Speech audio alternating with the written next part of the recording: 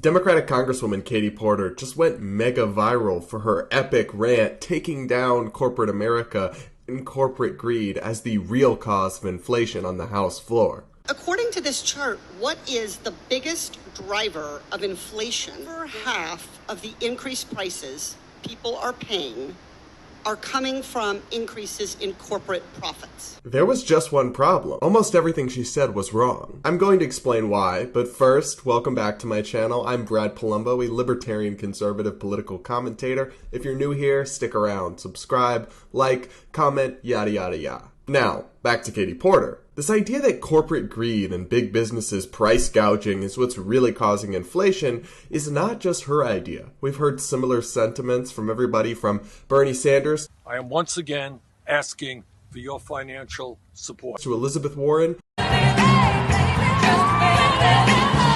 But this whole narrative is both empirically false and obviously absurd in its very premise. They claim that businesses are ripping us off during inflation by charging more than their expenses have increased, and thus cashing in on this whole problem. But if anything, the opposite is true. Look at this graph. The red line you have here is the producer price index, which measures the input costs that businesses face.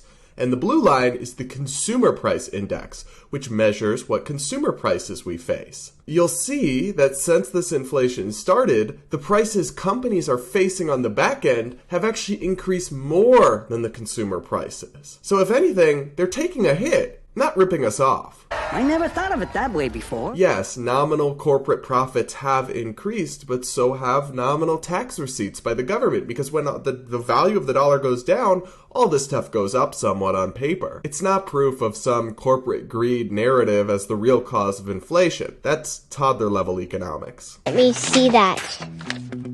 I can't read.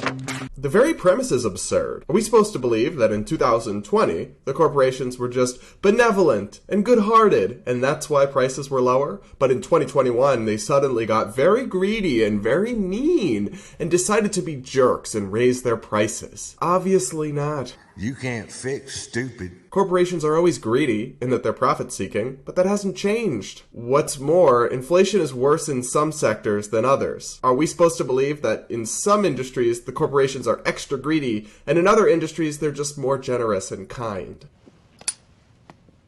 Yeah, that's right. If that sounds wrong, that's because it is. This entire greedflation narrative is just a desperate and frankly kind of pathetic attempt by progressives to avoid pinning the blame for inflation where it truly belongs, on runaway government spending and money printing. The government spent more than $7 trillion on so-called stimulus programs, and the Federal Reserve printed trillions of new dollars out of thin air. That, not corporate greed, is why we have inflation. And no amount of hand-wringing or blow-up charts from progressive Democrats can change this fundamental economic reality. Thanks for watching. If you like this video, hit the like button, comment, subscribe, yada yada yada, and I'll see you all in the next video.